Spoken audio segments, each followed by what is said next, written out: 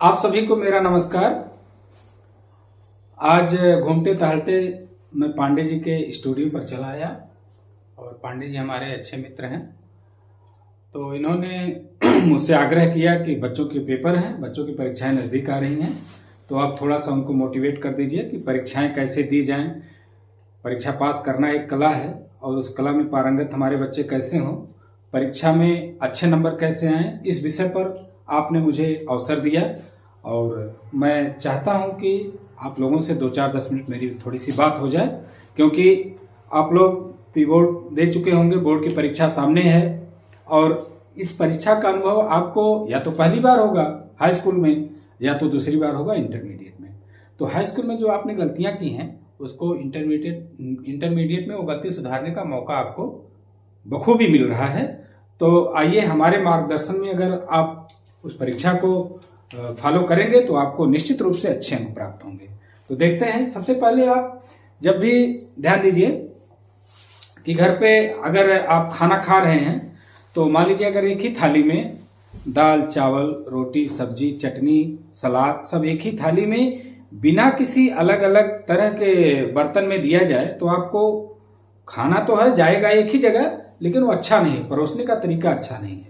उसी तरह से एग्जामिनर जब कॉपियां जांचता है तो उसको भी एकदम खाने की तरह, खाने की सजावटी थाली की तरह आपको परोसना होता है अपनी कॉपी। वहां आपको न तो आपका चेहरा वहां दिखेगा, न तो आपका नाम दिखेगा, न तो आप किस जात से हैं किस वर्ग से हैं, इससे एग्जामिनर को कोई मतलब नहीं रहता है। उसको मतलब रहता है तो सिर्फ आपकी कॉपी से। आपकी कॉपी ही आपका वहां परिचय देती है। तो वो कॉपी हम कैसे लिखें, किस रूप में लिखें, कितने अच्छे तरीके से लिखें कि ताकि एग्जामिनर अगर आंख मूंद कर भी जांच रहा है तो आपको अच्छे नंबर देने से वो कतराए नहीं। तो सबसे पहले देखिए, बहुत से बच्चे गलतियां करते हैं, थोड़ा सा हम इस पे लिखने का प्रयास करेंगे।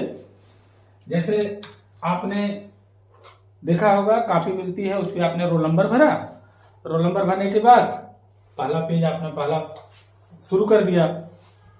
तो हमें ध्यान देना है कि पूरे प्रश्न पत्र में जो प्रश्न जिसका उत्तर हमको सबसे अच्छे तरीके से, मान लीजिए 10 प्रश्न हैं, तो उसमें अगर आपको मान लीजिए तीसरा प्रश्न है, तीसरे प्रश्न का उत्तर आपको बहुत अच्छे तरीके से आता है, तो आप क्या करेंगे, सबसे पहले कॉपी है, मान लीजिए पूरा कॉपी है, ठीक है, आप लिखेंगे प्रश्नोत्तर संख्या।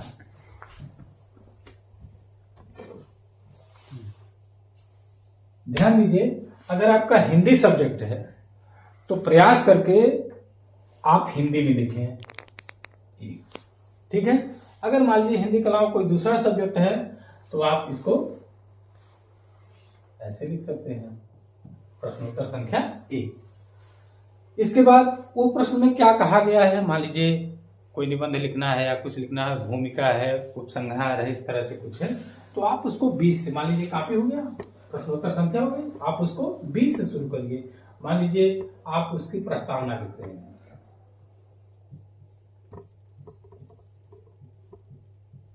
प्रस्तावना, आप उसको 20 से शुरू करिए, ठीक है। अब यहां से आप सारी चीजें आप यहां से लिखना शुरू करिए, ठीक है। इसके बाद फिर मान लीजिए दूसरी हेडिंग आपको डालना है, तो प्रस्तावना के बाद मान लीजिए आपको, हम तो ऐसे बता रहे हैं, भूमिका प्रस्तावना उपसंहार जो भी है, जो भी छोटी छोटी हेडिंग्स आपको लिखना है वो आप कॉपी के बीचों, मान लीजिए आपको भूमिका लिखनी है, ठीक है, तो आपने लिखा भूमिका, ठीक है। और कोई हेडिंग डालना, मान लीजिए उपसंहार लिखना है, तो आप सीधे कॉपी के बीचों बीच आप लिखेंगे, ठीक है।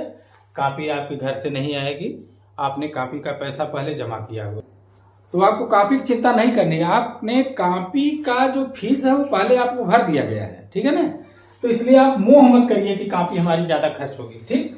अच्छा, दूसरी चीज, मान लीजिए आपको किसी का चरित्र चित्रण लिखना है, तो आप यहां से मत शुरू करिएगा, आप जो भी शुरू करेंगे सब 20 से शुरू करेंगे, ठीक है। इस तरह से आपका प्रश्न हो गया। मान लीजिए निबंधात्मक प्रश्न आया, किसी का जीवन परिचय आ गया, चरित्र चित्रण आ गया, तो आपको सारी चीजें छोटी छोटी हेडिंग जो है आपको 20 से लिखनी है।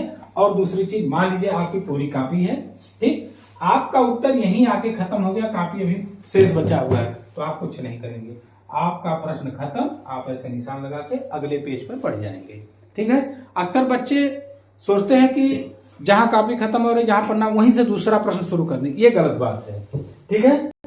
हाँ, अब मान लीजिए आपका एक प्रश्न समाप्त हो गया, आपका प्रश्न यहां तक पूरा हो गया, आपने उसे निशान लगाया और इसके बाद दूसरे प्रश्न पे अब आप यहां से आप पेज बदल देंगे, ठीक। प्रश्नोत्तर संख्या हो गई 2, क्या हो गया, प्रश्नोत्तर संख्या 2।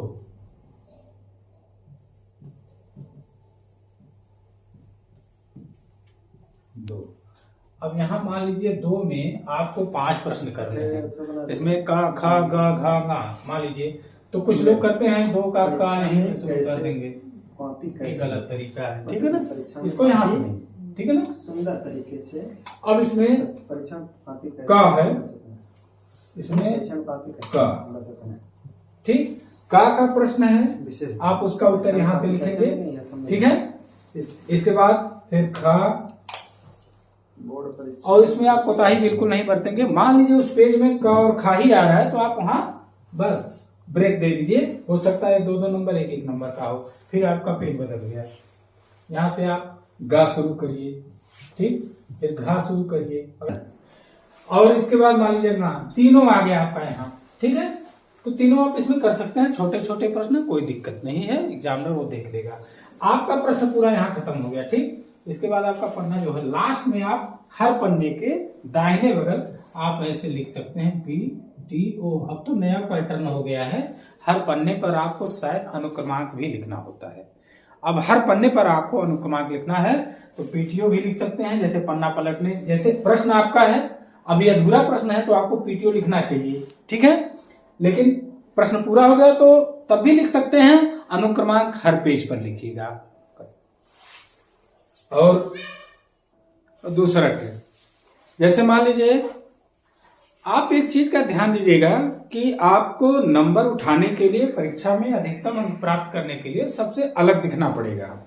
आपकी कॉपी सबसे अलग कैसे हो, पढ़ाया सबको एक ही चीज गया है, सारे लोग एक ही उत्तर लिख रहे हैं, तो उसमें आपको अलग कैसे दिखेगा, वो होगी आपकी राइटिंग। तो परीक्षा की तैयारी करते समय जितना आप पढ़ने पर ध्यान दे रहे हैं, याद करने पर ध्यान दे रहे हैं, उससे ज्यादा आपको ध्यान किस पे देना है, लिखावट पर। ये जान लीजिए कि अगर आप पढ़ाई से किसी भी परीक्षा में 60% लाते हैं, किसी परीक्षा में मान लीजिए आप 60% अपनी पढ़ाई से लाते हैं, ठीक है, और उसमें अगर आपकी राइटिंग अच्छी है तो उसमें आप कम से कम 15% जोड़ लीजिए, आपका 75% आएगा। 15% राइटिंग का आता है, ठीक है। और दूसरी चीज, बहुत से लोग ये सोचते हैं कि राइटिंग लिखने में जितना हम समय व्यर्थ करेंगे उससे ज्यादा हम याद कर लेंगे। आप एक चीज ध्यान दीजिएगा, आप जो बात 5 बार पढ़ेंगे, अगर उस बात को अगर आप 1 बार लिख लेंगे तो आपको याद हो जाएगा। इसलिए हमेशा लिख करके याद करने की आदत आप अभी से डाल दीजिए, आगे बड़ी बड़ी परीक्षाओं में भी यही काम आता है। लोग नोट्स बनाते हैं, नोट्स क्यों बनाते हैं, वो चाहे तो दिमाग में याद कर सकते हैं, लेकिन दिमाग में बहुत चीजें बहुत समय तक नहीं रहती हैं। आप वही चीज लिख लेंगे तो आपको ज्यादा याद हो जाएगा। दूसरी चीज, बहुत से लोग सोचते हैं कि मान लीजिए 10 प्रश्न है तो कुछ लोग क्या करते हैं, प्रश्न नंबर 1 पहले पेज पे लिख करके छोड़ दिए, को बाद में लिखना है, दूसरे के लिए दूसरा पेज छोड़ दिया, तीसरे के लिए तीसरा। मान लीजिए उनको 6वां प्रश्न बहुत अच्छी तरीके से याद है तो 6 पेज छोड़ करके 6वां कर रहे हैं, ऐसा आपको बिल्कुल नहीं करना है। आप ध्यान दीजिएगा कि जो प्रश्न आपको सबसे अच्छा तैयार हो उस प्रश्न का नंबर बेहिचक पहले पेज पर आप डाल करके लिख सकते हैं।